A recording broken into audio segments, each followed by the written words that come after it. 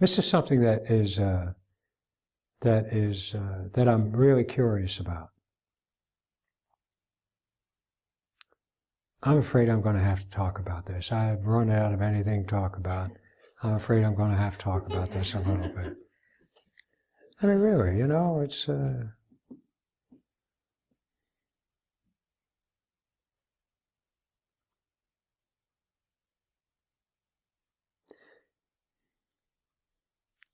Do you guys see why it is that I am adamant about insisting that this is not a spiritual teaching and not in any way related to any spiritual teaching? Is anybody confused about that? Okay, then I don't have to talk about that. There it is. Yes. You'd like to hear about it.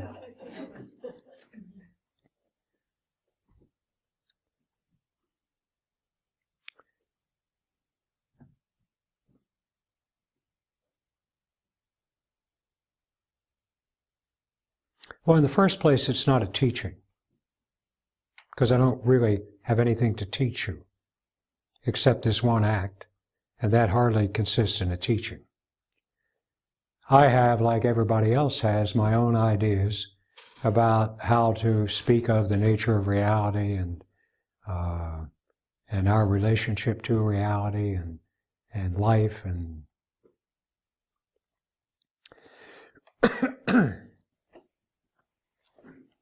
all of that.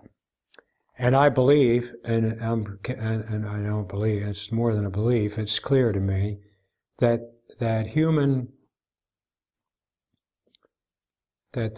there is such an infinitely wide range of legitimate human activity and investigation and involvement that it's hard to say that anything is not legitimate human activity. Like, I think it's a perfectly legitimate human aspiration to become comfortable in their lives, to have enough money, to have enough food, to even have pleasures and luxuries and things of that nature. I think that's a perfectly legitimate human aspiration. Hijacked by the fear of life, it becomes a horror story, and probably worse than poverty even, when people go seeking after wealth in order to find happiness. I guarantee you they don't find it. And it's a terrible thing that happens. But in a sane mind, the seeking after wealth and creature comforts and things of that nature is perfectly legitimate. It wouldn't be legitimate to do so at the expense of other human beings, but to do so for your own sake is perfectly legitimate. Seeking after getting high, perfectly legitimate human thing to do. If it's hijacked by the fear of life and becomes an addictive behavior that further drags you into misery and confusion, then it's been contaminated and corrupted by that. Same as the seeking after wealth. The seeking after understanding, likewise, is a perfectly legitimate human activity, a human aspiration. The philosophical investigations into the nature of reality, philosophical and scientific investigations into the nature of reality. It's getting to the point now where science and philosophy are it's hard to find the line that divides them. All of that. Seeking after religious aspiration, also a legitimate human activity. I might have the opinion that it leads nowhere except to some satisfying practices and so forth, but that's okay. Doesn't matter. No one's harmed by the seeking after religious aspiration. Seeking after spiritual enlightenment is legitimate human aspiration. It is, when it's hijacked by the fear of life, it becomes a way of acquiring the means whereby I can be protected against the horrors of life. I can either transcend life, escape from life, or do something to transform the content of the life so that it's going to make me okay. When it's done with a purpose of making me okay, it becomes hijacked and contaminated, and no one gets much of any good out of it. Gets a lot of misery, a lot of pain, a lot of torment actually comes in that realm. I do know, so it's not the activity itself that I'm talking about here. It's not the fact that we seek spiritual understanding that I'm talking about here. It's the context in which this occurs. And the context in which it occurs now is universally a context of insanity. It's just, everybody's crazy. Everybody. Desperate and crazy. Maybe some of the teachers aren't completely crazy, but they don't know how to say whatever it is that they could say to help the rest of us out, because they are trapped in the same contextual understanding that has produced the entire vocabulary of spiritual aspiration and spiritual understanding. Now the particular realm that we are familiar with is the realm of ancient wisdom teachings, mostly from the East, mostly from India. Other places too, you know. Some of them, we mix and match them pretty good, especially in this country. The appearance of these ancient wisdom teachings in their original form came about around 5,000 years ago. And it's an interesting fact that all over the world, not just in India, not just in China, not just in Japan or Korea or anywhere, but in Greece and in the Eastern Mediterranean and that whole area, there was around 5,000 years ago, there was a kind of a wholesale turning of attention to the solving of the problem of being human, turning that effort to find the solution inward. Prior to that, I mean, in the distant past, we were too, we didn't live long enough to worry about it anyway, right? And we were usually swallowed up by some beast or something and carried away. And when we became sufficiently civilized and sufficiently organized in our capacity to feed ourselves and make ourselves safe from wild animals and things of that nature, of course, our search for a solution to the human problem all was outward. It was in forces outside of us, animism and the like, forces that nature forces and things like that, and gods. Finally, the more developed form of that approach is gods and goddesses, and finally the monotheistic God of Judeo-Christianity.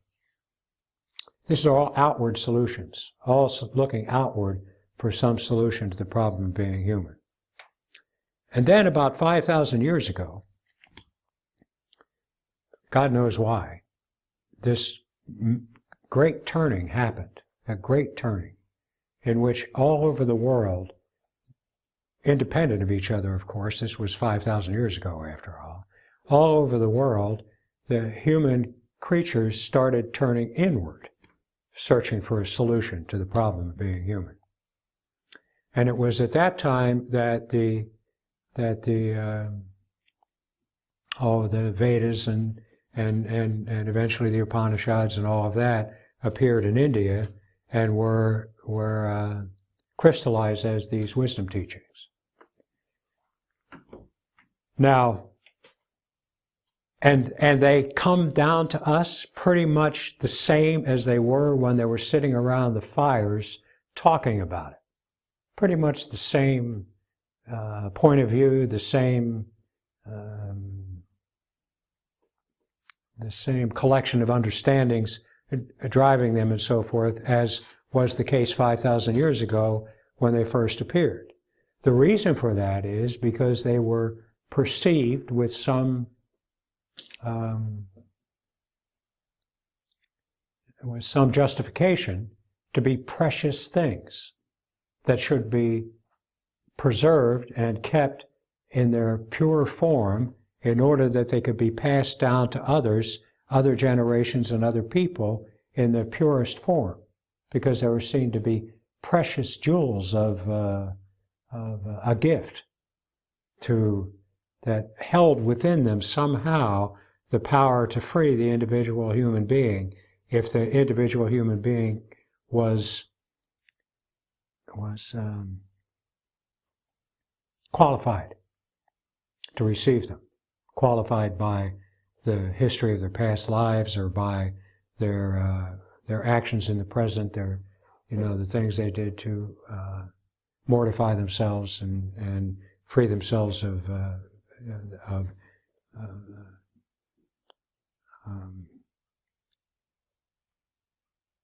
attachment to the physical and things like that. So they were felt to be these precious things that, for those who were qualified to receive them, actually would bring them to the state of freedom from the human condition, freedom from the sorrow and pain and confusion that attends human existence. Now, that was 5,000 years ago. They're still pretty much the same now. When you read them in the books, they're pretty much the same stuff. They all come now pretty much from the Upanishads. The Upanishads, in the Indian versions, the Upanishads crystallized those understandings, and it's pretty much that comes down to us as the spiritual teachings of our own day. 5,000 years ago. 5,000 years ago. 5,000 years ago, we knew beyond a shadow of a doubt, in a way that could not even be questioned, that the earth was the center of the universe. That the earth was a still point in the center of the universe. And that the entire universe swept around the earth in obeisance to the wonder of the earth. We knew that to be the case. Go out at night, look at the sky. The universe circles around us. We're not moving, the universe is moving. 5,000 years ago, that's what we knew to be the case. 5,000 years ago, when the teachings were first promulgated, we were coming freshly out of attachment to animism and other outward forces as the solution to the problem of being human.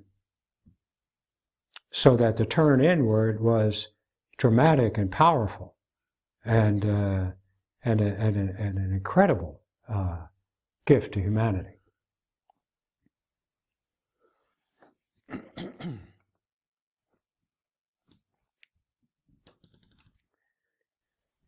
But of course, these practices and insights and understandings all appeared within a context that was developed and in service to the fear of life.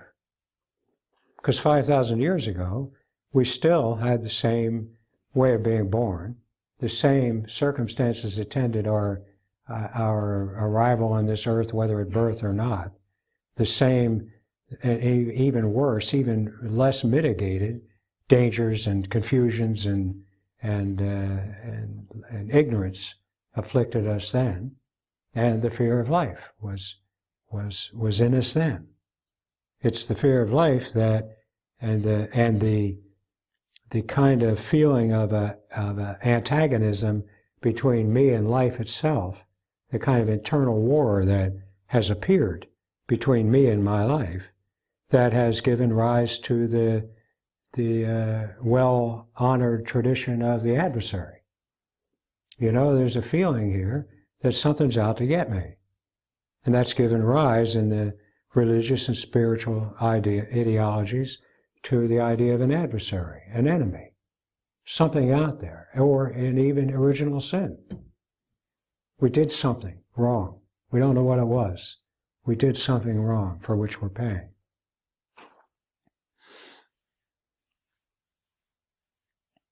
And these teachings appeared, in my own opinion, is that in whatever it was that motivated people to begin to turn inward, some few of us stumbled upon reality and stumbled upon the actual natural state of human existence.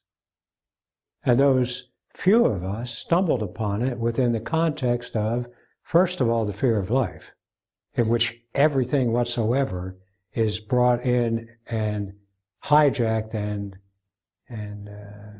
put to use to the stupid goal of protecting me from my own life.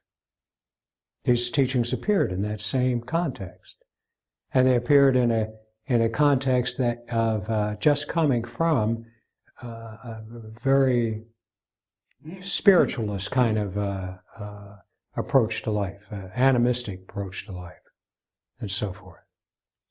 So the very language of the teachings themselves is contaminated. It is a language that suggests that there is something dreadfully wrong with what we see to be the case. That there's something dreadfully wrong with our understandings of things. There's something dreadfully wrong with our experience of life itself. That there's something wrong here and we better fix it. And actually, it might not be fixable. It might be that the only possibility for relief from the suffering of being a human being is the transcendence of human life entirely. And especially the transcendence of self-consciousness entirely. We saw early on the link between self-consciousness and the problem, but we didn't understand the actual characteristic of that link. We thought that self-consciousness was the cause of the problem. We saw that early on, that there was this link.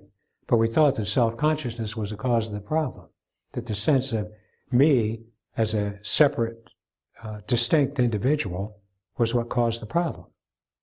Therefore, one of the lines we took was the destruction of that sense of self-consciousness. The no mind, emptiness, nothing here, nothing happening version of spiritual development. Now, all of this is perfectly understandable. And despite the incredible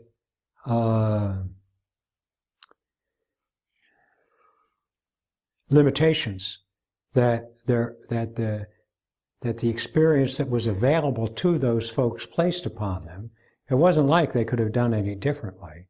5,000 years ago, we thought the earth was stable at the center of the universe. Wasn't any way they could have done any differently, and throughout the 5,000 years that they have been in play, there have been probably many people who have, following one regimen or another, have stumbled upon reality, have discovered the natural state of being human, and have set out to try to bring it to other people, but without suspecting that the way in which they understood it and the language and the terminology that they used to express it could not possibly communicate the simplicity, the actual radical simplicity of what was required. That when we start speaking about the importance of understanding the nature of reality as a way to get freedom from the problems of life, we are talking crazy talk.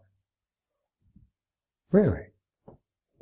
There's no understanding of the nature of reality, for one thing, that is comprehensive enough to be held in a human mind.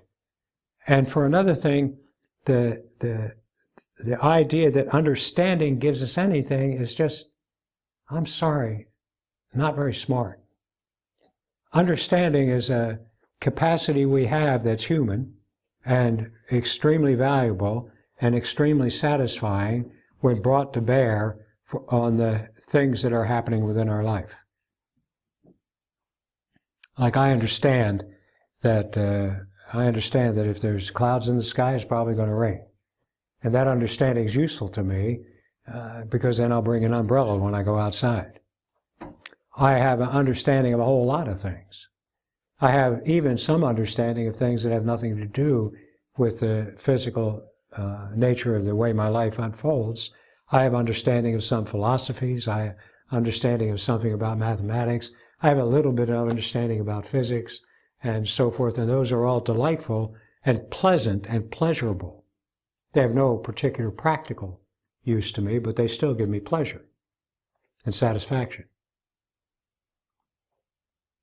But if I turn to understanding as a way to somehow, and you see, the idea is that if we get the right understanding, then all the falsity will disappear. That the right understanding will flush out everything false. But that's just crazy. That's not our experience as humans. That's not the way we experience understanding. Understanding is a practical capacity of the human intelligence. And the understanding of deep and hidden things is a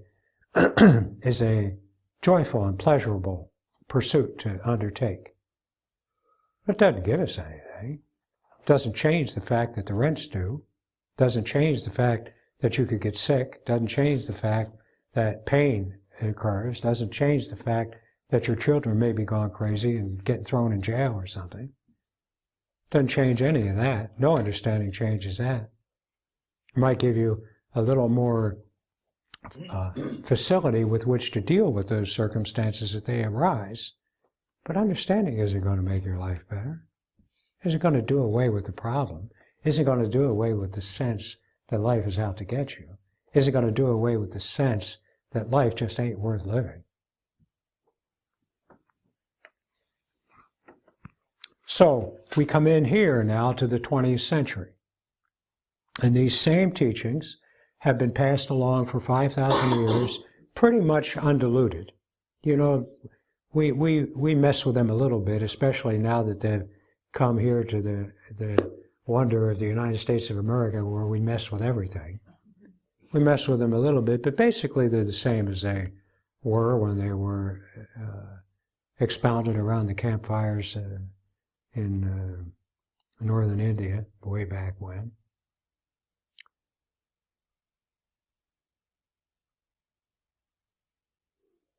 And they just don't work. Every once in a while, somebody stumbles. The reason they have had such long life is because those who have promulgated them have done so from having attained the natural state themselves. And I tell you, the natural state, part of the actuality of the natural state is the certain uncomplicated and uncontested reality, experience of the reality that humanity is one creature. We are in this together. It is one creature that consists in many, many lives. 7 billion of us now? One creature. And that the boundaries between us are actually very porous. The boundaries in consciousness are very porous. We have boundaries and they're important and useful to us, but they're very porous. So that if you're miserable, that misery is present in me. If you're fearful, that fear is present in me. If you're confused and angry and filled with ignorance, all of that is present in me, in the background, somewhere. I'm aware of it. So the arising of compassion in a human mind that has stumbled upon the natural state is inevitable. Compassion being the experience of the suffering of others. And compassion is something like empathy, only stronger, more consistently present. So what have they done? And they have done pretty much what I tried to do in the beginning of this adventure of me trying to find a way to say what happened to me. What they have done is spoken about what it feels like to be free, basically. Stop your resistance. Resistance is futile, as someone once said. Resistance is futile. Stop your resistance. Resistance is the cause of your misery. Stop your grasping. Grasping is futile. Grasping is the cause of your misery. Here's a practice that you can do in order to minimize or diminish the grip of grasping on your psychology. Because if you're done with grasping, and if you're done with resisting, then you'll be free. And all the other catalog of aspects of the way in which the bound human behaves and relates to life. Resistance, clinging, denial, grasping, there's a bushel basket full of them.